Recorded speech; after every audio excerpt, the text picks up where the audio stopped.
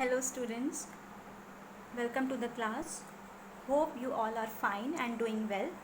So in today's class we will do credit creation by commercial banks. आज की class में हम लोग ये देखेंगे कि किस तरीके से जो वाणिज्यिक बैंक होती हैं वो साख का निर्माण करती हैं. So here it is credit creation. मतलब यहाँ पे हम लोग ये देखेंगे कि what actually credit creation means. साख का जो निर्माण होता है उसको वास्तव में क्या कहते हैं उसको हम लोग इसमें देखेंगे. So it says it is a process through which bank can create credit from the initial deposits. Credit creation का मतलब ये होता है, क्रेडिट क्रिएशन एक ऐसा प्रोसेस है जिसमें कि बैंक जो होती है उसके इनिशियल डिपॉजिट्स जो होते हैं, मतलब जो सबसे फर्स्ट स्टेज में जो पैसे जो जमा किए जाते हैं उस पैसे से वो क्रेडिट का क्रिएशन करती है, क्रेडिट को बनाती है. So basically a commercial bank is called a dealer of credit और फैक्ट्रीज ऑफ क्रेडिट. यहाँ पे जो कमर्शियल बैंक है, जो वाणिज्यिक बैंक है, उसको हम लोग क्रेडिट की फैक्ट्रीज कह सकते हैं या फिर क्रेडिट निर्माण करने का एक डीलर हम लोग उसको कह सकते हैं. सो हम यहाँ पे ये देख सकते हैं कि जो कमर्शियल बैंक है दे क्रिएट क्रेडिट और they expand the monetary base of a country not by issuing new money but by its own loan operations. जो कमर्शियल बैंक है वो अपने मॉनेटरी बेस को एक्सपैंड करती है, बड़ा करती है, उसको फैलाती है. नए नोट्स को या नए मनी को इशू करके नहीं करती वो, वैसा वो क्या करती है, लोन्स दे करके, लोन का जो उसका प्रोसेस है, ऋण का जो प्रोसेस है, उस प्रोसेस से वो साख का निर्माण करती है. सो होता ये है कि कमर्शियल बैंक्स जो हैं, हम लोग जितना डिपॉजिट करते हैं उस डिपॉजिट से ही वो लोन्स को बनाती है, क्रेडिट को बनाती है, और कम डिपॉजिट से वो ज़्यादा क्रेडिट का फॉर्मुलेशन करती है. So we can say that the process of credit creation is that the depositors think they have so much money with a bank and the borrowers from bank say they have so much money with them. So जो जमा करता होता है वो ये सोचता है कि उनके पास बहुत सारे पैसे हैं, ऑलरेडी हैं बैंक में, और जो उधार लेते हैं बैंक से, वो लोग ये सोचते हैं कि उनके पास भी बहुत सारे पैसे हैं. सो जब हम लोग जमाकर्ता के पैसे और जो उधारकर्ता के पैसे को एक साथ देखेंगे तो वो क्या कहलाता है, कैश डिपॉजिट कहा जाता है. सो जो क्रेडिट क्रिएशन होता है कमर्शियल बैंक का, उससे क्या होता है, इकोनॉमी के जो डिफरेंट सेक्टर्स हैं, इकोनॉमी के डिफरेंट सेक्टर्स को हम लोग already circular flow of income में देख चुके थे. जो प्रोड्यूसिंग सेक्टर होता है, हाउस होल्ड सेक्टर है, गवर्नमेंट सेक्टर है, ये सारे जो इकोनॉमी के डिफरेंट सेक्टर्स हैं, उन सारे सेक्टर्स को फिनेंस प्रोवाइड करता है commercial bank through credit creation. Next हम लोग देखते हैं हाउ क्रेडिट्स आर क्रिएटेड. ये जो क्रेडिट्स है वो कैसे क्रिएट होता है. कमर्शियल बैंक क्या करती है, जो उनके बैंक डिपॉजिट्स होते हैं उसी बैंक डिपॉजिट से वो क्रेडिट का क्रिएशन करती है. और ये जो क्रेडिट का क्रिएशन होता है वो दो तरीके से होता है, एक होता है प्राइमरी डिपॉजिट्स और दूसरा होता है derivative deposits. Now what is primary deposits. So primary deposits are basically formed when cash or check is deposited by the customers. जब एक कस्टमर बैंक में जा कर के अपने खाते में पैसे को जमा करता है कैश के फॉर्म में या फिर चेक के फॉर्म में, तो वो कहलाता है आपका प्राइमरी डिपॉजिट्स. और जो कस्टमर होता है वो फ्री रहता है, वो एनी टाइम अपने उस जमा हुए पैसे को विड्रॉ कर सकता है. लेकिन जब वो उस पैसे को विड्रॉ करेगा, जब वो उस पैसे को बैंक से निकालेगा, तो वो उसको चेक के फॉर्म में निकालता है, चेक दे करके वो उसको निकालेगा. So these are known as primary deposits. इसी को हम लोग प्राइमरी डिपॉजिट कहते हैं और इसी को हम लोग कैश डिपॉजिट्स भी कहते हैं. सो ये जो प्राइमरी डिपॉजिट हुआ है कमर्शियल बैंक में फर्स्ट स्टेज में, इसी डिपॉजिट से ही बैंक क्या करती है, कस्टमर्स को ऋण देती है. तो यहाँ पर जो कस्टमर्स है वो मेन रोल प्ले करते हैं, और जो बैंक होता है उसका जो रोल होता है वो बहुत ही ज़्यादा पैसिव होता है, निष्क्रिय होता है. तो यहाँ पर बैंक्स निष्क्रिय होते हैं, इसीलिए हम लोग प्राइमरी डिपॉजिट्स को एक तरीके का निष्क्रिय जमा भी कह सकते हैं. अगला है डेरिवेटिव डिपॉजिट्स. डेरिवेटिव डिपॉजिट्स में क्या होता है, बैंक जो है वो जब अपने बैंक डिस्काउंट्स या बिल्स होते हैं या गवर्नमेंट परचेसेस के लिए जो सिक्योरिटीज़ हैं, वो सारी चीज़ों को जब वो उन सारी चीज़ों के लिए जब वो लोन प्रोवाइड करती है, जब ऋण प्रोवाइड करती है, ऋण देती है, तो उसको हम लोग डेरिवेटिव डिपॉजिट्स कहते हैं। अब जो डेरिवेटिव डिपॉजिट्स होता है, यहाँ पर बैंक का रोल इम्पॉर्टेंट हो जाता है। डेरिवेटिव डिपॉजिट्स में बैंक जो है वो मेजर रोल प्ले करते हैं, बैंक्स जो रहते हैं वो एकदम सक्रिय हो जाते हैं, इसीलिए हम लोग डेरिवेटिव डिपॉजिट्स को सक्रिय जमा भी कहते हैं। Now here comes the assumptions, यहाँ पे कुछ मान्यताएं हैं जिसको हम लोग पहले देखेंगे, और इस मान्यता के बेसिस पे ही हम लोग आगे में क्रेडिट क्रिएशन का क्या जो प्रोसेस होता है उस प्रोसेस को स्टडी करेंगे। सो यहाँ पे पहला जो एजम्पशन है वहाँ पे हम लोग ये कह रहे हैं कि बहुत सारे कमर्शियल बैंक्स हैं, ABCDEF ऐसे करके बहुत सारे बैंकिंग सिस्टम्स हैं, और ये सारे बैंकिंग सिस्टम्स को हम लोग एक सिंगल यूनिट के रूप में कंसिडर कर रहे हैं। अब जो ये बैंक्स है, हर एक बैंक, चाहे वो बैंक A हो, बैंक B हो, बैंक C हो या बैंक D हो, हर एक बैंक जो है अपने पास कुछ रिजर्व्स रखेगा, और वो जो रिजर्व रहेंगे वो 20% होंगे। हम लोग यहाँ पे ये लेकर चल रहे हैं कि बैंक अपने पास एक फिक्स्ड रेशियो को, जो कि बहुत ज़रूरी है, उसको अपने पास रखेगा, और जो फिक्स्ड रेशियो है उसको हमने 20% लिया है। अब हम लोग ये देख रहे हैं कि अगली मान्यता हमने ये ली है कि जो पहला बैंक है, जो पहला कस्टमर जो है, इफ सपोज कस्टमर X है, वो जाएगा बैंक A में, तो वो जो पहला डिपॉजिट करेगा, जो पहला पैसा वो जमा करेगा वो रहेगा ₹1 लाख, 1 लाख रुपए जो रहेगा वो उसको डिपॉजिट करेगा। ठीक है, अब जब वो 1 लाख रुपए डिपॉजिट किया, उसी 1 लाख से क्या होगा, जो कमर्शियल बैंक है वो लोन प्रोवाइड करेगी, और यही लोन जो रहेगा वो दूसरे सेकंड बैंक के लिए क्या हो जाएगा, उसका इनिशियल डिपॉजिट हो जाएगा। तो इस तरीके से क्या करेगी कमर्शियल बैंक जो है, वो हर एक स्टेज में, हर एक कस्टमर के लिए, हर एक बैंक में वो एक इनिशियल डिपॉजिट्स का फॉर्मुलेशन करती है। Next comes the legal reserve ratios. Legal reserve ratios का शॉर्ट फॉर्म LRR होता है। हम लोग ये देखेंगे कि अब लीगल रिजर्व रेशियोज क्या होती हैं।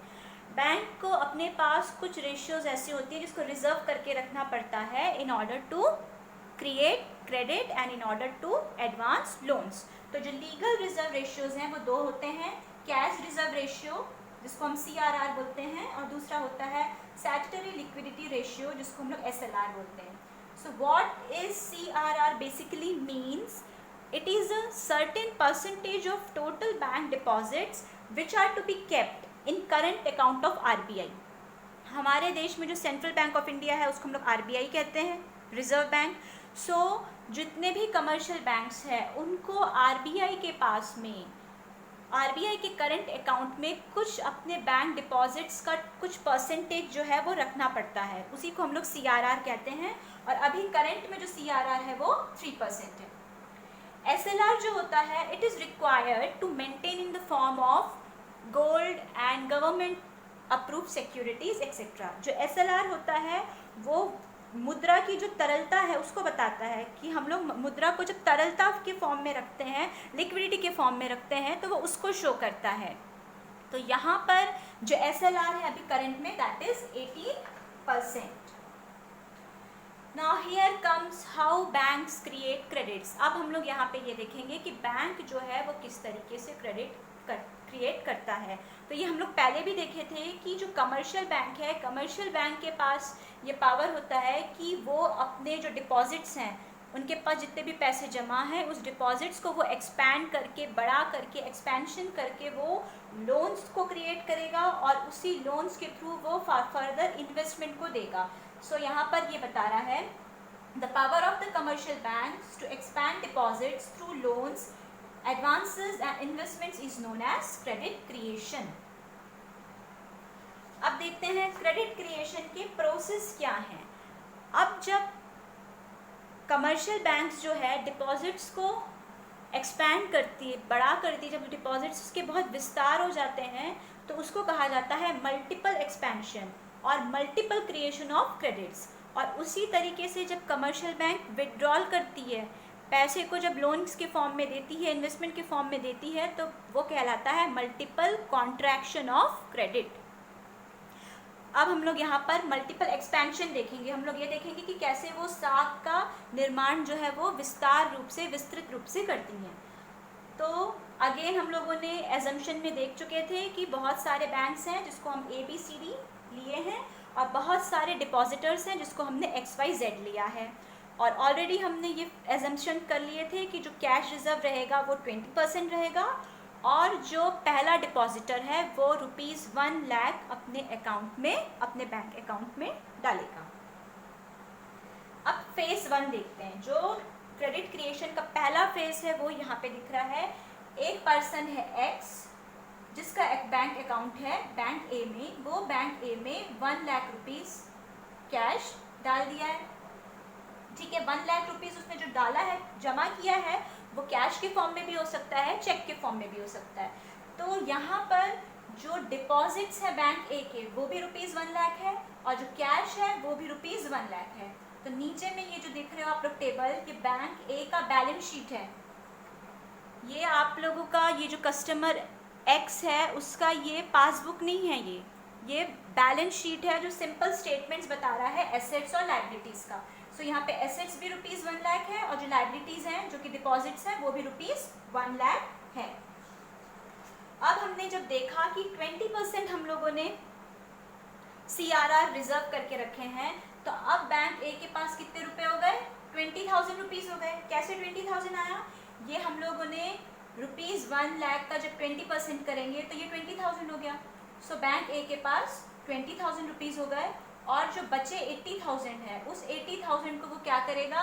किसी दूसरे कस्टमर को लोन के फॉर्म में देगा या फिर किसी कंपनी की सिक्योरिटीज़ में उसको वो इन्वेस्ट कर देगा। तो यहाँ पर अब हम लोग बैलेंस शीट देखेंगे बैंक A का, तो उसके पास एसेट कितना है? 1 लाख है, ये हम लोग पहले भी देखे थे, और लायबिलिटीज़ जो है उसकी वो भी 1 लाख हो गई। अब जब हमने 20% CRR ले लिया तो 20,000 रुपीज़ जो थे उसने कैश रिजर्व के फॉर्म में रख दिया और बचा उसके पास कितना? 80,000। 1 लाख माइनस 20,000 करेंगे तो 80,000 आएगा। तो 80,000 जो है वो लोन के रूप में दूसरे किसी कस्टमर को देगा। तो जो नया डिपॉजिट क्रिएट हुआ है वो कितना हो गया? ₹80,000। अब हम यहाँ पे देखेंगे जो पर्सन Y है वो क्या करेगा? अब वो बैंक A से ये जो 80,000 जो लोन था, ये वो अब बैंक A से क्या करेगा? पर्सन Y इसको खरीद लेगा। जब पर्सन Y इस बैंक A से इस लोन को लेगा तो ये जो 80,000 रुपीज़ हो गई वो क्या हो जाएगी पर्सन Y के लिए? वो उसके लिए इनिशियल अमाउंट हो गया वो उसका। ठीक है, ये यहाँ पे बता रहा है। देखो ये जो बैलेंस शीट है इसमें ये बता रहा है, ये फिर से बैलेंस शीट बैंक A का ही बता रहा है। देखो यहाँ पे जो एसेट्स हैं, ये कैश 20,000 हो गया, डिपॉजिट्स तो 1 लाख पहले से ही थे। ये 20,000 कहाँ से आया? जो 20% हमने CRR रखा था वो 20,000 हो गया, और ये जो 80,000 था ये वो लोन देने के लिए तैयार था। तो ये जो 80,000 है पर्सन A का, इसको पर्सन Y जो है वो लोन के फॉर्म में ले लिया। तो यहाँ पे इसके डिपॉजिट्स फिर से 0 हो गए। अब क्यों यहाँ पे ये जो टोटल दोनों साइड में लायबिलिटीज़ और एसेट्स का जो टोटल 1 लाख थी, इसलिए बता रहा है क्योंकि हम लोग जब बैलेंस शीट में अमाउंट को एंटर करते हैं, एंट्री करते हैं अमाउंट का, तो वो डबल एंट्री बुक कीपिंग के बेसिस में होता है। Now comes the phase 2। अब फेज 2 में क्या हो रहा है? पर्सन Y के पास 80,000 रुपीज़ है जिसको कि वो बैंक B में रखेगा। तो पर्सन Y का जो इनिशियल अमाउंट है that is ₹80,000 which that person keeps in bank B। तो अब इसकी जो लायबिलिटीज हो गई वो भी कैश कितना हो गया? 80, लायबिलिटीज का डिपॉजिट 80,000 हो गया और एसेट्स का जो कैश है वो भी इसका 80,000 हो गया। फिर अगेन यहाँ पर हम लोग 20% CRR रखें, फिर 20% CRR रखेंगे तो अब बैंक B के पास कितने रुपीज़ हो गए? 16,000। ये कहाँ से आया? 20% ऑफ 80,000। जो 80,000 का जो 20% है वो 16,000 हो गया, और यहाँ पर रिमेनिंग अमाउंट है 64,000 जिसको वो इन्वेस्ट करेगा। 64,000 कहाँ से आएगा? 80,000 माइनस 16,000 गिव्स 64,000। तो ये बैलेंस शीट हो गई बैंक B की। बैंक B का डिपॉजिट्स भी 80,000 था, उसके पास कैश थे 80,000 जिसमें से वो लोन देगा 64,000। सो जो न्यू डिपॉजिट क्रिएट हो गया वो कितने का हो गया? 64,000 का। अब जो ये लोन है 64,000 का, इस लोन को क्या करेंगे? पर्सन सी इस लोन को अवेल करेगा। जब पर्सन सी इस लोन को लेगा तो पर्सन सी के लिए ये जो लोन है 64,000 वो उसका इनिशियल कैश कहलाएगा। यहाँ पे देखिए पर्सन जेड आ गया, sorry it is a person Z. So जो पर्सन जेड यहाँ पर आया है वो क्या कर रहा है, बैंक सी में जाएगा। पर्सन जेड का जितना भी डिपॉजिट होगा वो बैंक सी में होगा।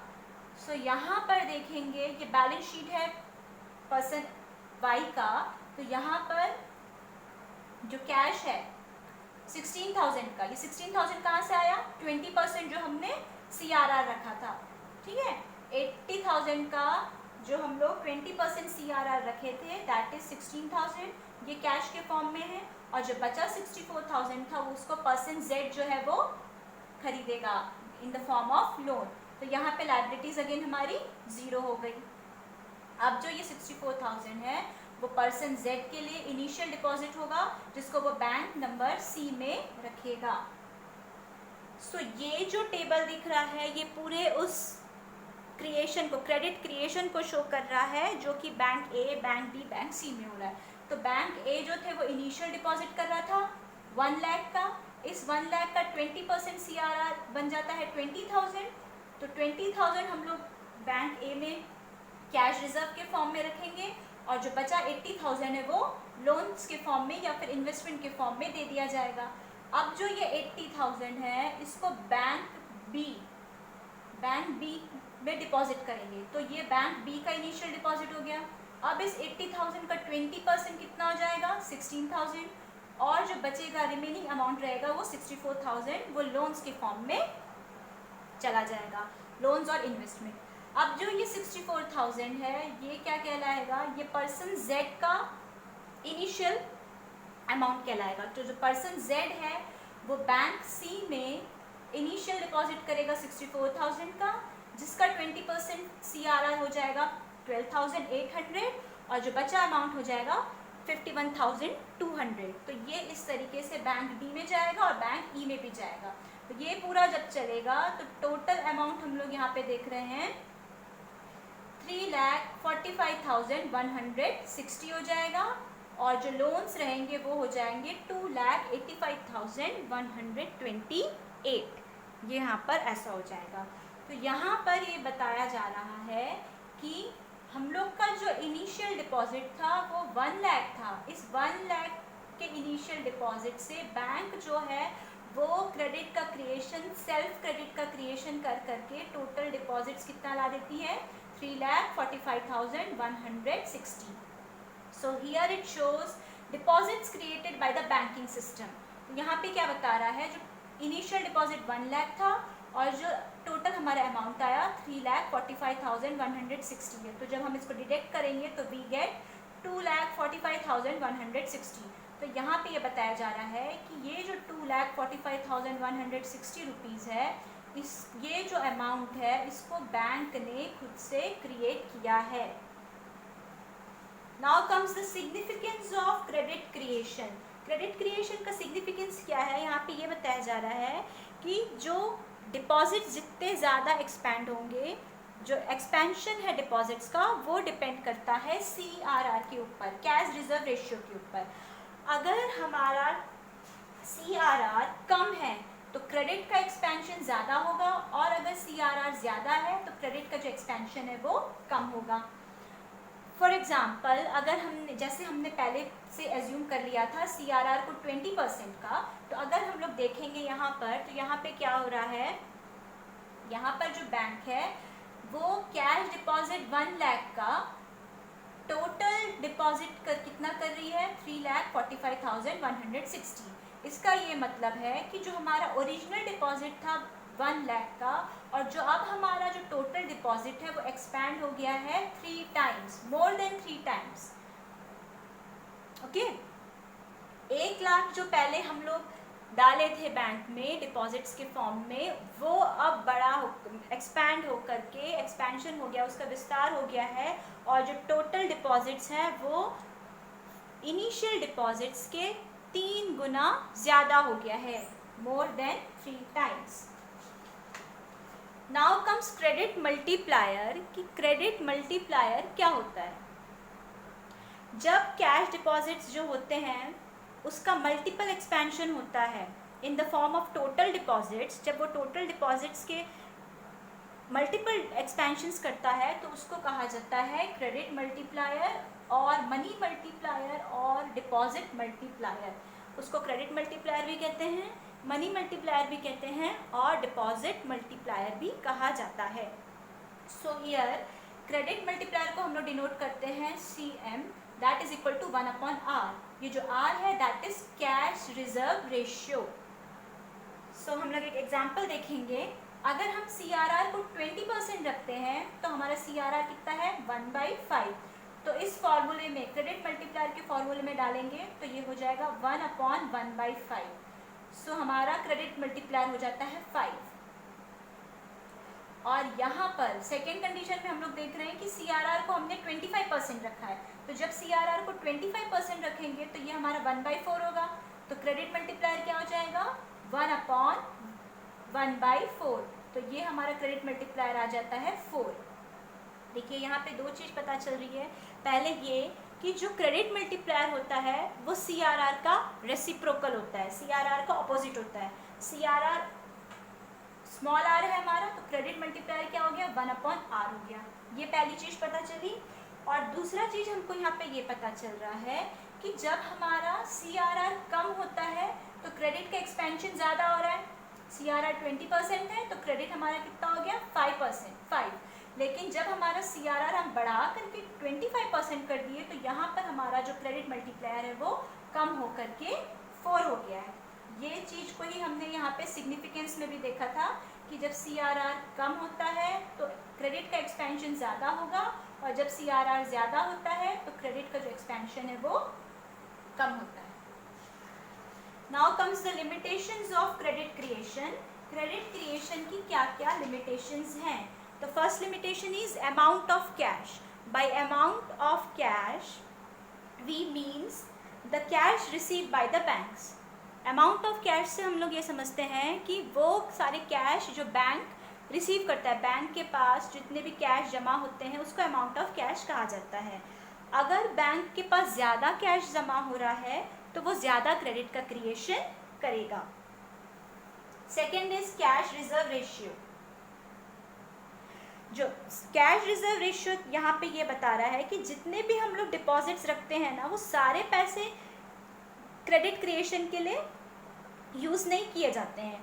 कुछ परसेंटेज ऐसा होता है जो बैंक अपने पास डिपॉजिट्स के फॉर्म में रखते हैं जो कि CRR होता है। अगला है nature of business conditions in the economy. Nature of business conditions in the economy में यहाँ पे बेसिकली ये बिजनेस साइकिल को बता रहा है।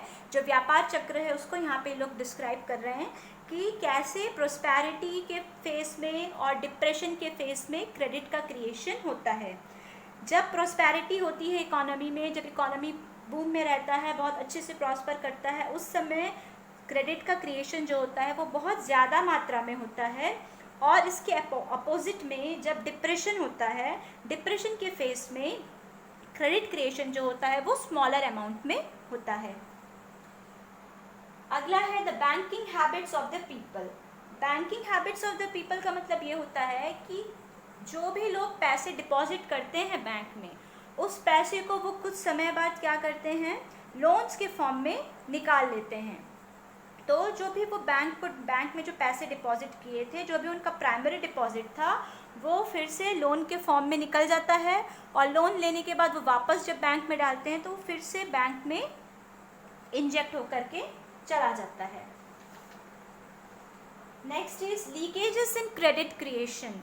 क्रेडिट क्रिएशन में जो लीकेजेस है इसका ये मतलब क्या कहा जा रहा है, जो साख निर्माण में जो रिसाव होता है उसको इसमें कह रहे हैं, लीकेजेस में कह रहे हैं। इसमें ये कहा जा रहा है कि जो सारे फंडिंग्स होती है बैंक की, वो एक बैंक से दूसरे बैंक में जब जाता है तो वो जो फ्लो होता है that is not so much easy.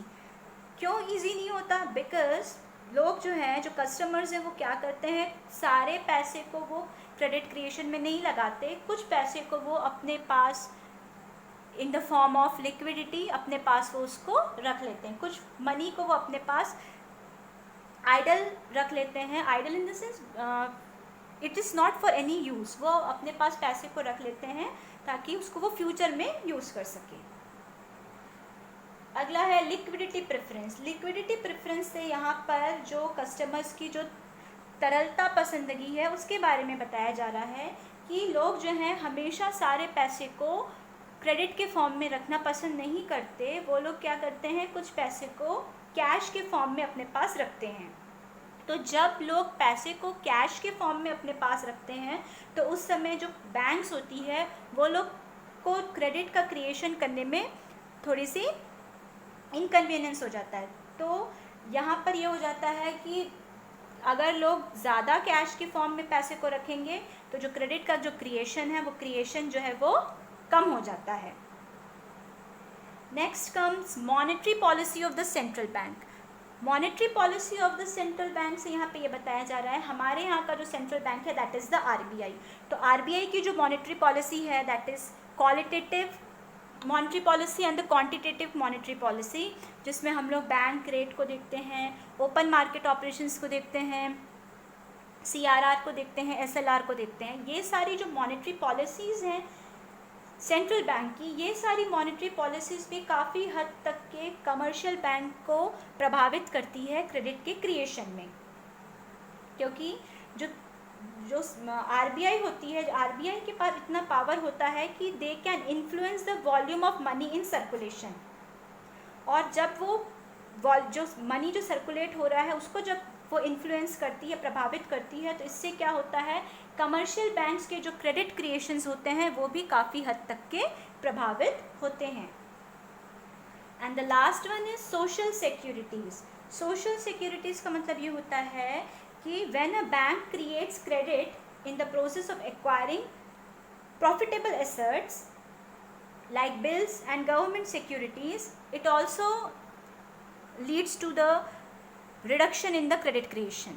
मतलब ये कि जब बैंक जो है क्रेडिट को क्रिएट करती है कुछ प्रॉफिटेबल एसेट्स को लेने में, जैसे कि गवर्नमेंट की सिक्योरिटीज़ को लेने में, जो वो